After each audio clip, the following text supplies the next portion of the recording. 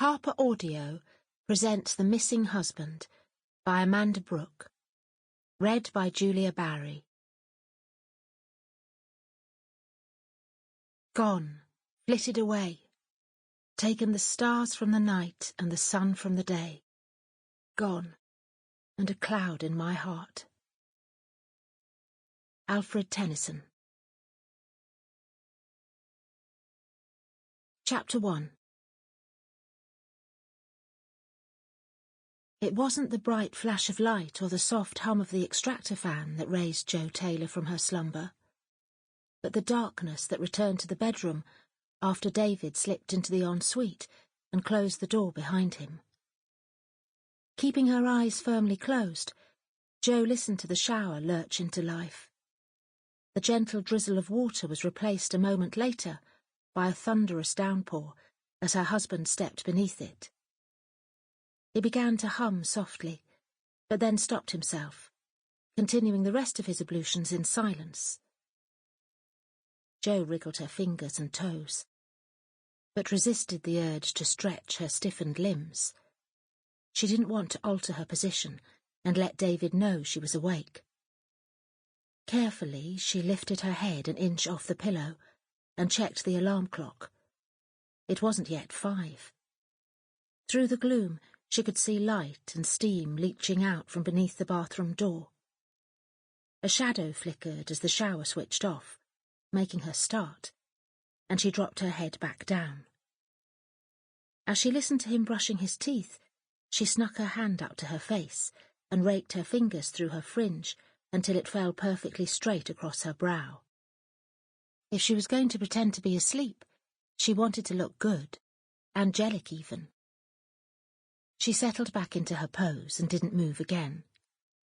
She could still hear water falling, but this time it was the sound of rain ricocheting off the window in a vicious spray of bullets.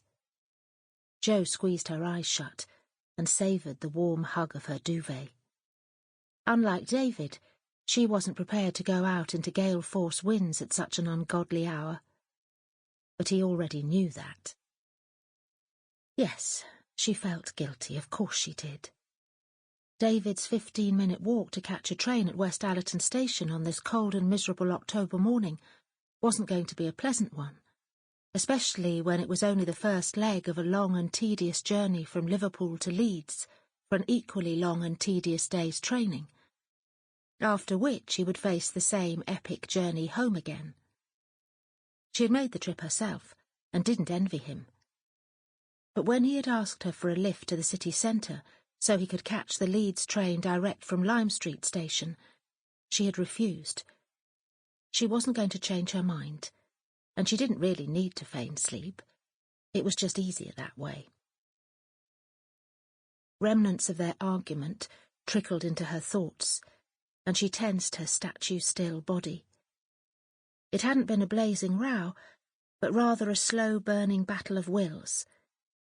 That was how their marriage worked, and for the most part it worked well.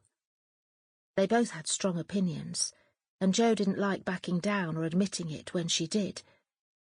But David was exactly the same. It was a game they usually enjoyed, but not this time. This was one that had been rumbling on since Jo's 30th birthday over 18 months ago, although the latest argument had begun only the night before, when she and David had arrived home.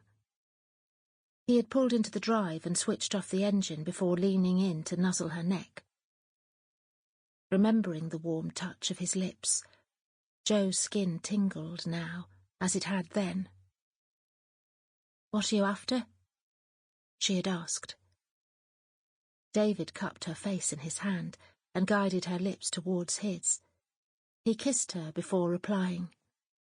"Who said I was after anything? I was simply overpowered by a desire to kiss my wife." He let his thumb trail across her mouth. She bit it. "No, David. What are you after?" The beginnings of a smile made David's face twitch. He wasn't expecting her to resist when he asked for a lift to the station. Or, as he put it, one tiny favour. Before answering, Sample complete. Ready to continue?